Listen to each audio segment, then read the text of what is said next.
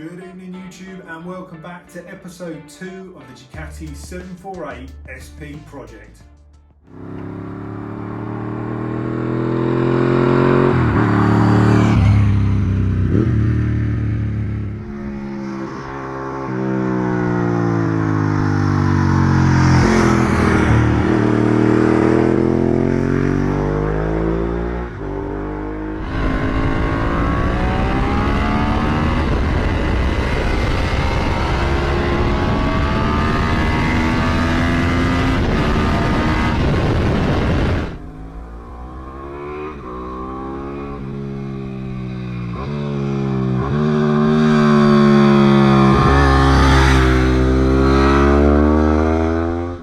So as I mentioned in the first video, the bike was essentially going to be stripped down, not to a full rebuild level, and just sort of try and tidy everything up, because it has obviously covered some mileage over the years, all weather as well, because the previous owner took it touring across Europe.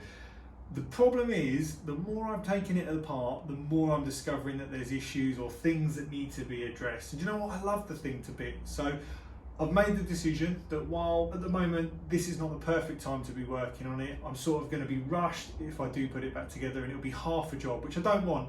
And for those that have seen my projects, I do like things to be finished correctly. So I'm going to sort of take a bit of a back burner for a couple of months on the 748, wait for the warmer weather to pick up. We've got other projects that are sort of midway through being done. We've also got another toy that's joined the stable that's just going to need a quick service and going over before we take it to the Nürburgring in May. But essentially what the plan is to go full frame down strip on the bike and just get everything looking absolutely perfect. Now the question is, do I go with the original spec bike? Do I just return it back to original? It's going to be the most profitable if I ever wanted to sell it. Or do I make it a bit of a custom bike? I know Ducatis are popular for that with the 748, and do you know what? I think, yeah, I'm going to go for the custom route. There's some options that I've been looking at, potentially changing the colour of the wheels, the frame, not going Larry, but like an OEM plus, with like I've done with the Clio, like I've done with the M3s, for any of you that watch the other videos. So I'm hoping, although it's going to delay the progress, it's going to be worth it in the end. So as advised in the first video, the original plan was just to sort of clean everything up, commission it and get it ready for a summer's riding. So as you can see, or probably have seen from the previous video, the rear damper spring was looking pretty corroded. It needed to come apart, and then the more I looked into it, the actual damper body could really just probably do a fully refurbishing and also regassing. So then I moved on to things like the wheels. Now the wheels aren't in horrific condition. For the age they're actually pretty good, but the front has started to flake. You can see on the back there I've got a little chip in it, and we walk over to the front.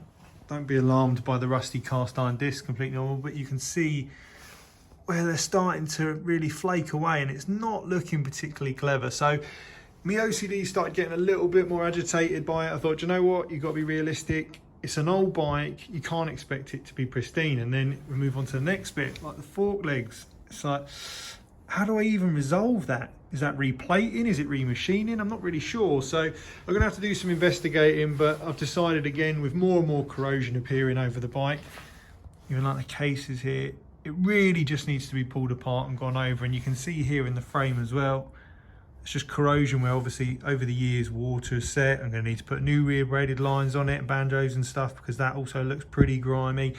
And just strip everything down just to, like I say, get it absolutely gorgeous again. Because I say it's probably, I'll say probably, it is one of my favourite bikes in the collection. Now, one thing I will touch on in this video is, obviously I talked about the Speedo mounts, and a few of you mentioned that you're also having a similar issue where the clocks were shaking about. So that's an original mount that goes on the clocks. There's 3 of them to support it, sort of the frame part that mounts everything together. And then over time, the rubber just shears off. And then what happens is like mine, I only had one actually holding it in place. The other 2 had completely separated, and it was just bouncing around. Now from Ducati, these are absolutely eye-watering. I think it was something like £40 for a few of them from the Ducati main dealer. And what I actually found is it's just an M5 thread, and you can buy these sort of things off eBay, which are heavy-duty anti-vibration mounts, which are just an M5 thread. Like I say, diameter-wise, it's identical, so it's worked really well. And now if I show you between the gap there on the clocks, everything, good wiggle, is completely solid, so hopefully prevent any damage sort of occurring to them, or the glass cracking that I mentioned in the previous video. So I'm still not completely sure what colour to go with on the frame and wheels. I think the problem with the sort of space grey, gunmetal grey is it's done on the later ones. So it just sort of, everyone's doing it on the later ones. It's not something unique enough. So I don't know whether to go like a gloss black or whether it just looks cheap doing that.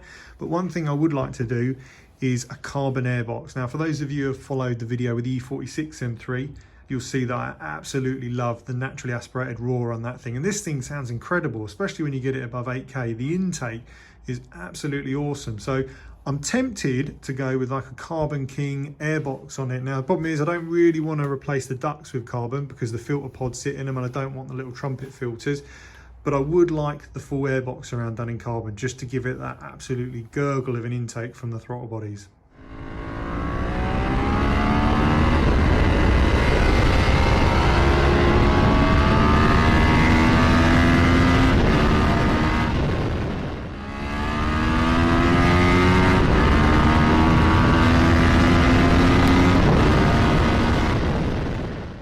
So something I started in the previous video was obviously all the pipe work for the exhaust. Now, as you can see on this one, the corrosion has just sort of stained absolutely everything. It was looking pretty grimy. So I started sanding everything back. I went with like a WD-40 and a 1200 compound. I used like an emery Scotch pad as well. And you can see how much better it looks just for going over it and cleaning all the grime off it, because it is a stainless system, so it won't rust. But to be honest with you, I'm not happy with it. It needs to be sent away somewhere to be done properly. I feel that my expertise on this, I can get it half decent, but that's not what the build's going to be now. I want it to be absolutely perfect. So I'll be sending the full system away to obviously get treated or potentially machine polished so that they can do a proper cut back on it. And yeah, that should look pretty fresh again once it's all back together.